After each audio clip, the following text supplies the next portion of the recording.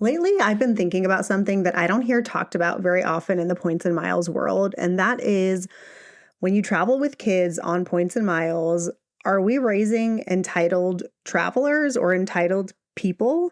So I'm diving into that concept a little bit more in today's episode, so I hope you listen in.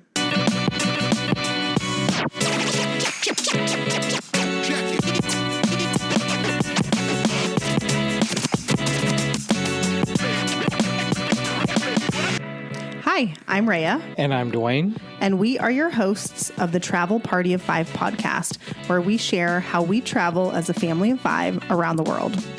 We will also share how we use points and miles to travel as affordably as possible and sometimes even completely free. So if you're wanting to travel more with your family, but you're not sure how, we'd love for you to listen in. So welcome to our podcast where we hope you learn a thing or two to get you closer to your next trip.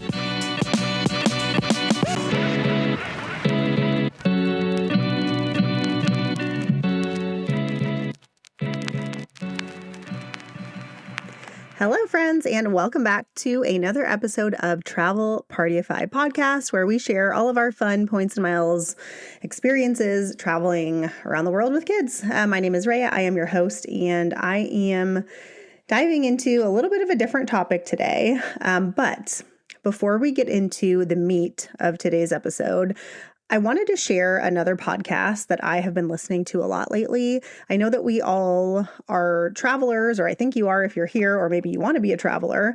And I love a good travel podcast. So I wanted to give a quick shout out today to the Travel with Kids podcast. The host is Emily Krause. And essentially the Travel with Kids podcast shares family vacation ideas, packing tips, itineraries, and lots of other tips for making travel with kids feel easier, more attainable for the average parent. And Emily also shares like some real behind the scenes content that you won't find on her social media, which is also great as a side note.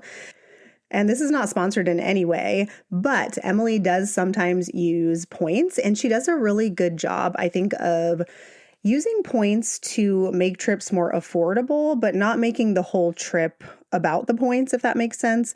Like, she is using the points to fit into the trips that she wants to take versus letting the points dictate where they go. She also is really good at finding like affordable accommodations for families with rooms that sleep 5 or 6. I'm pretty sure she's a family of 6.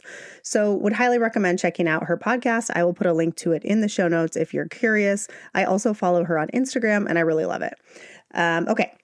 Let's dive into today's main topic. And I want to give a little background before we jump into kind of how I arrived at this topic for today's episode, because I was like, okay, when I'm thinking up podcast episode content, I kind of look at what other people are doing. I also look at what we've been up to in the points and miles world and like cards we've applied for, maybe new tricks that we've learned. And I was kind of like, okay, like maybe I can do a deep dive episode on the Chase Sapphire Reserve card, because I did really just get a ton of value from the 2 CSRs that Dwayne and I have. And it's saving us like $1,500 on our trip to Thailand next month. So I thought, okay, I could do that. But I was like, that's been done by a lot of other Points and Miles podcasts. And everything that I kind of went down the list of possibilities. And I'm like, none of this feels original to me. And then I started thinking about this topic, today's topic, which is, are we raising entitled humans by letting them travel in business class and staying in these really fancy hotels and all that kind of stuff? And I thought that's something that's actually not talked about a lot, especially not in the points and miles world, and even in the family travel world. Like, it's joked about in a like, haha, like my kids have flown business class more than some adults. Like, yeah, but what is that doing to the kids? And like, that's what we're going to talk about today. And most of this will just be my musings and observations and theories and thoughts, because I'm not a parenting expert and I'm really not an anything expert. So take it all with a grain of salt. But if you've had this same kind of feeling, then I hope that this maybe gives a slightly different perspective for you, because I know that I have had to kind of change my mindset around it a little bit. So, okay, that being said, I want to give you a little, so that's the background on how I arrived at this topic. But I also want to give you a little background about me and how I grew up, because the way that we all grew up is what influences how we see the world today, and especially how we parent our own children, I think. And so I grew up in a very, very tiny town in the middle of nowhere of New York State. And we lived on 6 acres. We lived on a dead end road. It was all very like rural. Okay.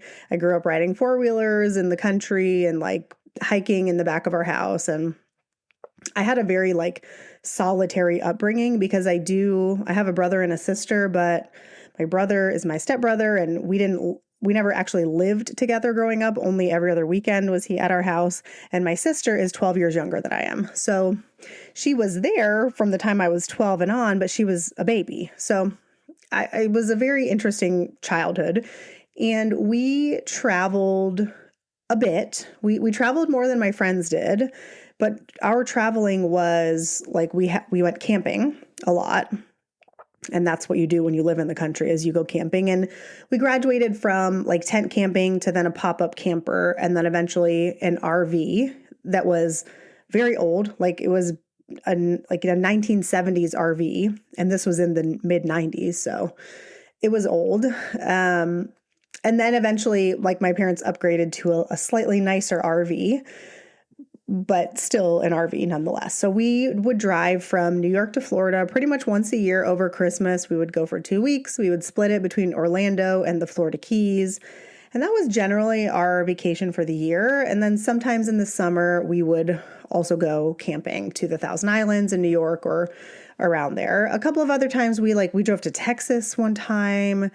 We went to Nashville. I remember going to the Grand Ole Opry when I was like 16. We drove up to Maine. So it was all road trips. I was never on a plane until I was almost 18. I was 17 years old and I was a senior in high school. And it was for our senior trip, which we went to Walt Disney World, which from a tiny town in New York to fly to Walt Disney World with a class of like 50 seniors. As an adult, I'm like, wow, that was a pretty great trip. But that was the first time I ever stepped foot on an airplane. And it wasn't even on a family trip. So I share that with you so that you know that I did not have fancy travel in my childhood whatsoever. And that's going to come into play later, as you'll see. The other piece of background that I think is important here for context is that I originally got into points and miles, not so that my kids could see the world. I got into points and miles so that I could see the world, because I was a big traveler. Well, I was as big of a traveler as you can be when you're like a broke 25-year-old who didn't know points and miles. So I started traveling solo in my mid-20s. I think San Francisco was my very first solo trip I ever did. And since then, like went to Europe for a couple months solo and did a few other solo trips. But once we had kids, all of my hopes and dreams about being able to see the world kind of went out the window.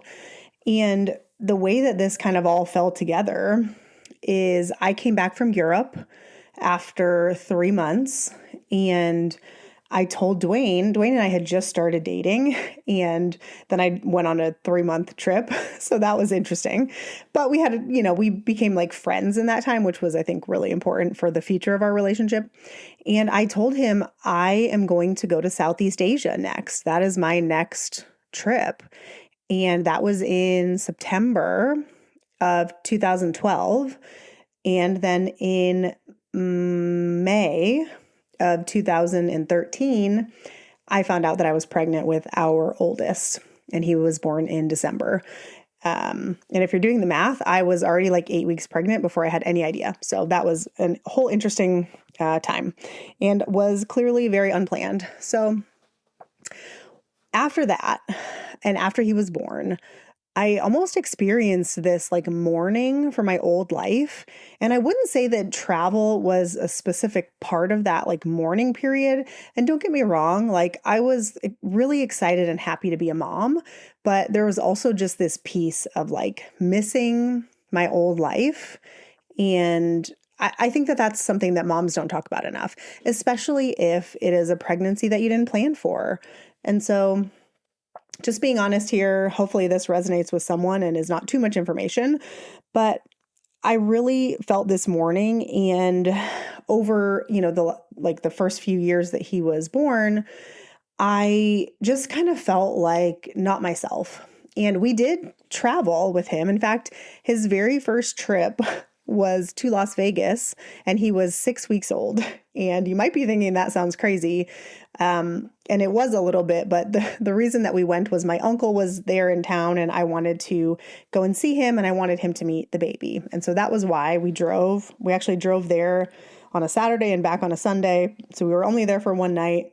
And I made sure that we stayed in a smoke-free hotel because I was incredibly terrified about like SIDS and all of that stuff. So anyways, it all turned out fine, obviously. But we did travel with him during those first few years, but it wasn't the type of travel that made me feel alive, like it was enough to get me by, but it wasn't all of what I was looking for. And I didn't find points and miles until he was like 8 or 9. And so finding points and miles and like having the ability to take the trips that I wanted to take, 8, 9, 10 years before, and now having the ability to not only go myself, but to bring my entire family of 5 with me was life-changing for me as a mom because it gave me back a piece of myself that I had been missing that entire time. And that was a big part of me starting to share content and creating this podcast is I thought I can't be the only mom that is experiencing this, like this longing to travel and continue seeing the world like I was doing before I had kids. But now I have to find a different way because it's so expensive. Like, oh my gosh, flights alone for 5 people is thousands of dollars. So that was one of the main reasons for me sharing content around family travel using points and miles.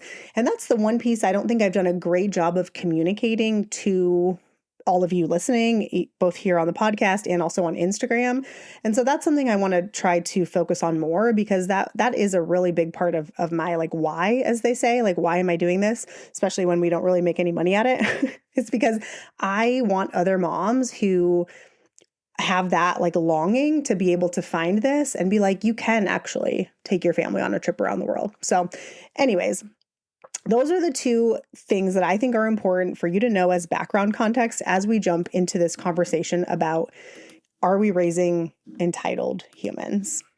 Okay, so let's first define what I mean when I say entitlement. And I don't think it means like, oh, your kids have experienced nice things, or your kids have flown in business class, or they've stayed at these, 5-star hotels. I don't think that is entitlement. I think entitlement is expecting every single trip to be like that, expecting upgrades, complaining when something is less than by their standards, being disappointed by normal things, thinking business class is standard and complaining about economy. And I wouldn't say that I see too much of this in our kids specifically, but I do find myself feeling really frustrated sometimes that they don't seem to appreciate the incredible life that they live and the experiences that they get to have. Because as a kid, I would have died to go to Europe or Japan or Thailand or Costa Rica or really anywhere. Okay. Like I love travel from such a young age. And so I would have been so excited. So when my kids are not super excited for a trip, which as a side note is most of the time, like they're not thrilled about it, I really struggle because I feel like they're not grateful. And that's why I shared that the piece about my childhood and kind of how I grew up is because I grew up with parents telling me I should be grateful for all these things. But spoiler alert, I don't really think them telling me made me grateful at all. And in fact, what did make me grateful was as I got older. Like it didn't happen in the moment. It was as I got older and I started to see how other people lived and how other people's parents parented them. And, I think you learn from your parents either what to do or what not to do. And I definitely learned a good mix of both of those things from the way that I grew up. But I definitely did develop gratitude for some of the experiences that I had. I just didn't do it until later on in life. And so I try to remember that when I'm talking to my kids.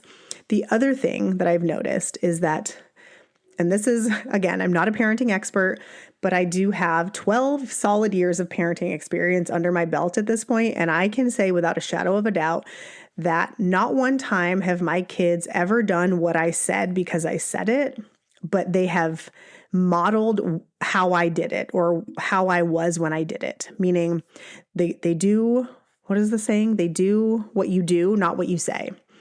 And so the one thing that I am always doing, and it's not hard because I am incredibly grateful, is I am always modeling gratitude around these trips that we get to take, the places that we get to stay. I am always in awe. I am always shocked. I am like, oh my gosh, this is so amazing. Like, I can't believe this view. I can't believe this, blah, blah, blah, right? I can't believe we're here. I can't believe we get to do this. And that is not hard for me to do because I genuinely feel that way. And so my hope is that that is how my kids will end up being, even if I can't see it right now. Another thing that I think is important is a lot of times our kids don't see the work that goes into planning a trip, especially on points and miles, because you got to earn the points, figure out how to redeem them, plan the whole thing, schedule the activities, blah, blah, blah. And they don't see the annual fees that you pay with credit cards. They don't see the spreadsheets that I have to kind of offset those annual fees, utilizing as many credits as I can. They don't see the late night award searches where I'm trying to grab availability before anybody else does because there's 5 of us. They don't see the credit card strategy that I'm trying to think through, or the mental gymnastics to make 5 tickets happen on this flight or that flight or whatever. They just get to show up at the airport. They walk down the jet bridge, they sit down in their seat, and to them, it's just what we do. And so I am trying to do a better job of letting them in on the effort that it takes so that they can understand the privilege a little bit more. But at the end of the day, I also have to remind myself that I am doing this for me selfishly, and they are along for the ride. And while I think that they should love it, maybe they'll grow up and not enjoy traveling. Like, that is a very valid possibility. And there are a lot of people in the world that just traveling is not a priority. Maybe my kids will see so much of the world by the time they're 18 that they'll be like, nah, I'm good to stay home. And like, I can't control that. There's nothing I can do about that. So while they're with me, we're going to travel. And then beyond that, it's really up to them. I think the other thing I really try to keep in mind for myself is that no matter what or how hard I try, I cannot control their experience. So I can model the gratitude, and I very much do. And I think Dwayne also does. But I cannot make them love a city. I cannot make them love a food. I cannot make them enjoy a trip, right? Like, that is all up to them. And like, sometimes they'll be like, oh, my favorite part of the trip was sitting in the hotel room eating Italian takeout and watching my iPad. And okay, cool. That wasn't my favorite part, but I'm glad that you had a favorite part, like whatever, I guess. The other part of me that sees my kids flying in business class and staying in these like luxury hotels is like, I almost feel like, gosh, like, don't get used to it, because like, once you have to start paying for your own stuff, like, clearly you're not going to afford this. But then I have to really like give myself a reality check and be like, why can't they get used to it? Like, why shouldn't they like be able to stay in nice hotels, right? Like, we're not wealthy. So if I can earn points and miles to stay in these places and book these flights, then why can't they do that when they're an adult? So that has been a limiting belief that I have really had to work on, is like, oh, well, like, don't get used to it, but why not? Why shouldn't they get used to it, right? As long as points and miles are around, this is something that they could do for themselves the same way that we are doing it for our family. And in fact, it'll take less points because there's just one of them. So I also had to like just kind of reframe that belief in my mind. And that is 100% like I said, my limiting belief that it comes from a place of scarcity. And I really am working on that specifically to be like, why can't they do this when they grow up? Because they can, and I'll help them, and I'll refer them to all the cards, and I'll help them get approved, and they'll be a great P3, P4, P5 at some point. So, and then on the flip side, we have, okay, like, yes, our kids have seen lots of countries and whatever, and we've talked about the benefits of traveling, with kids too, and like how this benefits them. But like, I don't want to do a whole episode around like, are they becoming entitled, right? By like experiencing all these things without addressing the positive side of what they're experiencing from the travel, which is, they're like seeing how other people live and seeing that it's different from the way that we live, and different doesn't mean bad, they're managing long layovers and adjusting to different time zones and pushing through when we feel tired, right? That equates to like not giving up when something is a little bit hard. They try new foods all the time. They're actually very adventurous when it comes to that. And it's not because I've said to them, like, you need to try this, you need to be adventurous.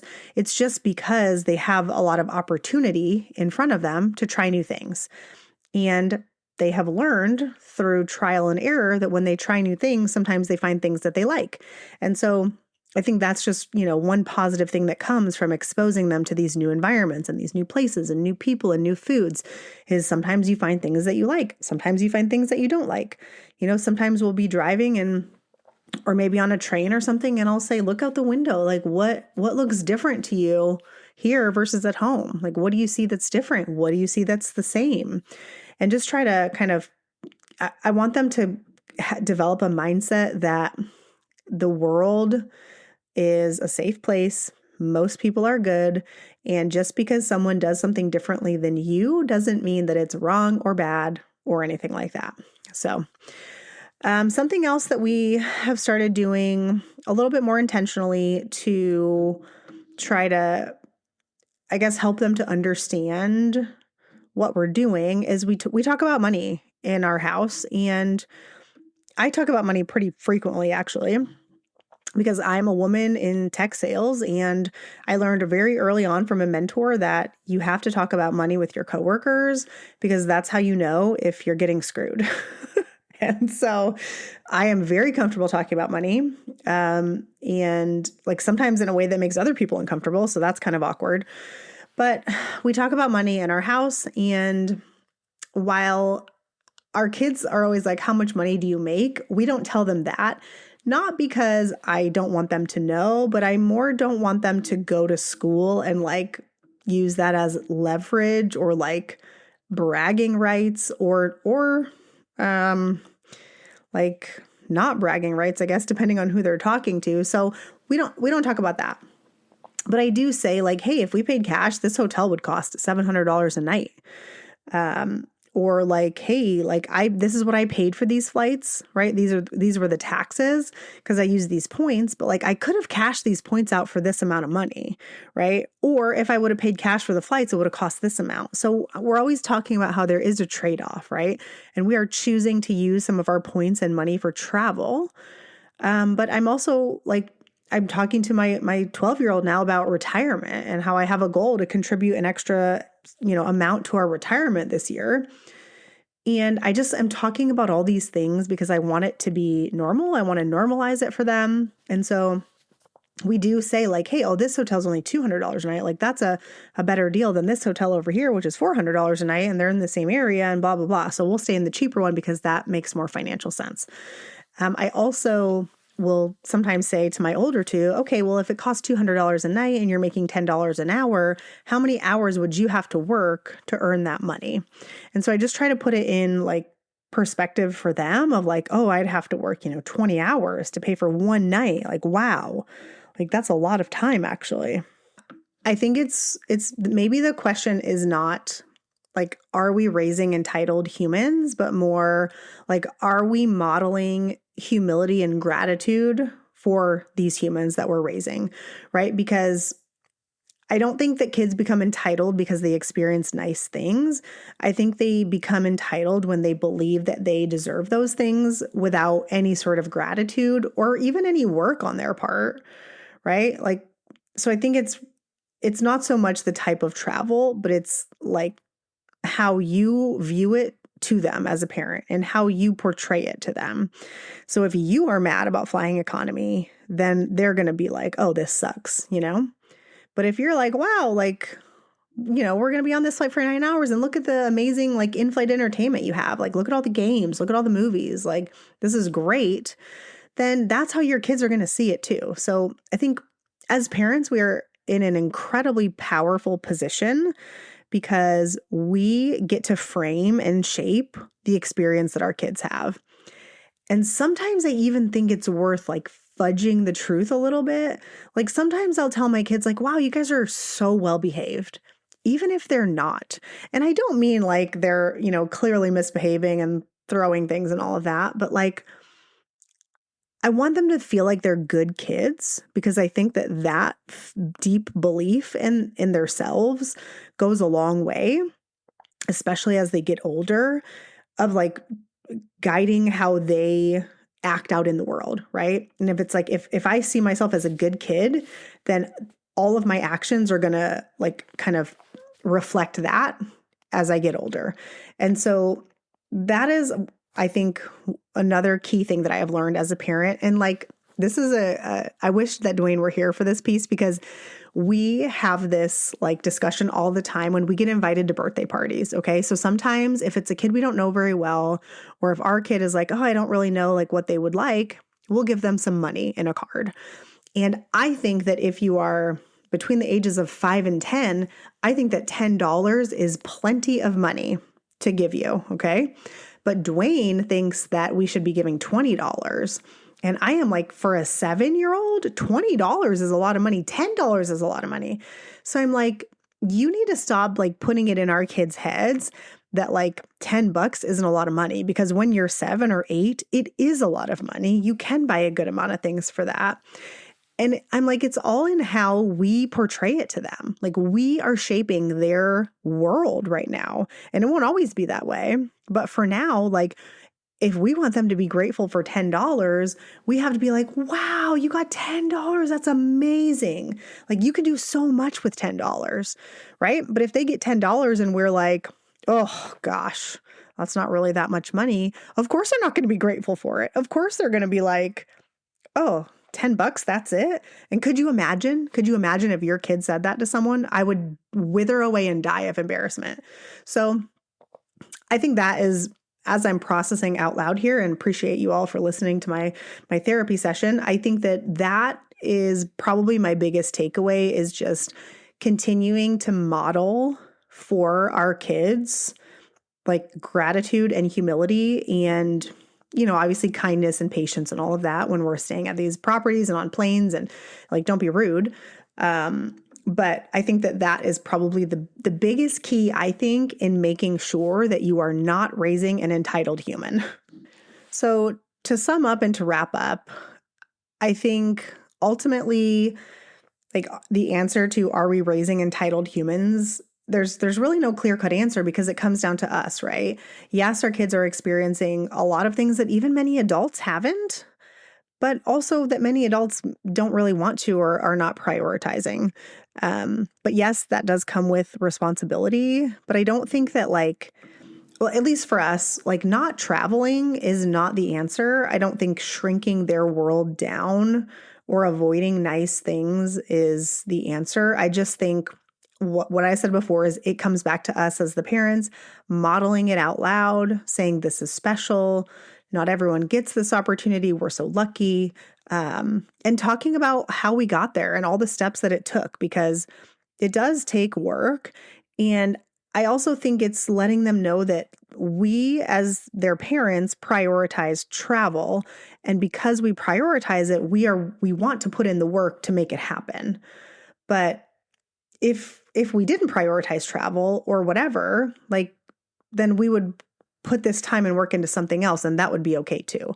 So I think it's just showing them like, it's okay to like put time and effort into what you want to get out of life.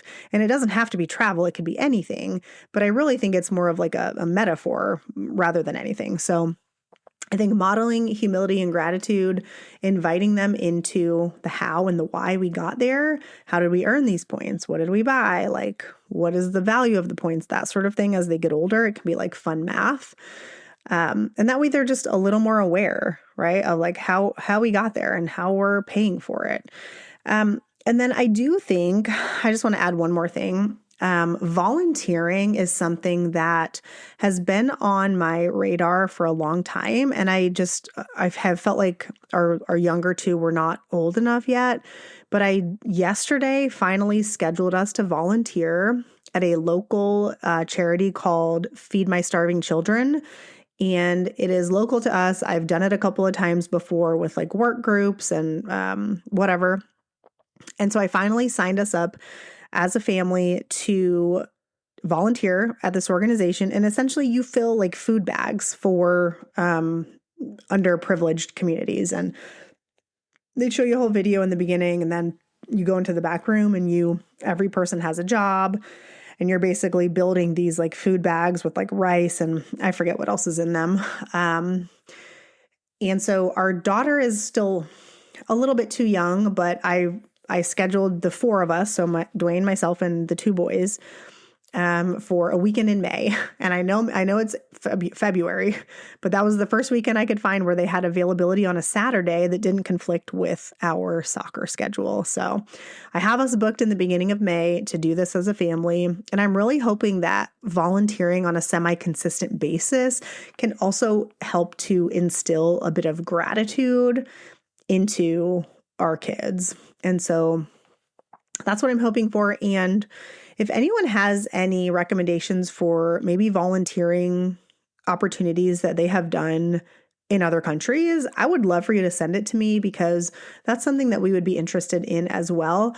I'm not talking about like mission trips or anything, because that's a whole different ballpark, I think, but like spending a day volunteering with a certain organization in another country that we happen to be visiting, that is something I would be very open to. So if you have any information on that, or maybe you had a good experience with that, I would love for you to send that to me on Instagram, because I would like to start incorporating some of that into maybe one or two of our trips in the next year. So anyways, okay, I think I've prattled on enough. If you have any questions or feedback or anything like that, would love it if you would send me a message on Instagram at travelpartyof5. If you like this podcast and have not already done so, please leave a rating and review on Spotify or iTunes or wherever it is you listen. And one more shout out for the Travel with Kids podcast. I do really enjoy listening to that and would highly recommend if you are in the market for another travel family podcast. Thank you guys, and catch you on the next one. Bye.